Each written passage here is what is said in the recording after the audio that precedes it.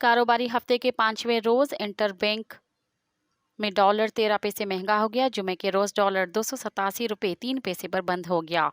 Open market में dollar 50 पैसे महंगा हुआ और 228 रुपये की रेट पर ट्रेड हुआ।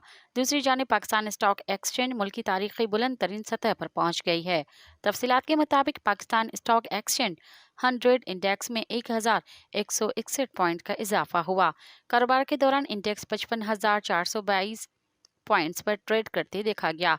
याद रहे कि पाकिस्तान स्टॉक एक्सचेंज ने व्हाट्सएप सर्विस के नाम से एक शानदार नई सर्विस मुतारिफ कराई है ताकि कैपिटल मार्केट के सार्फिन को उनकी उंगलियों पर मालूमात फराहम की जा सके। मज़ीद ख़बरन ऐं तफ़सीलात लाइ विज़िट कयो असांजी वेबसाइट www.awamiNewsHD.com ऐं ॾिसंदा रहो अवामी न्यूज़ HD।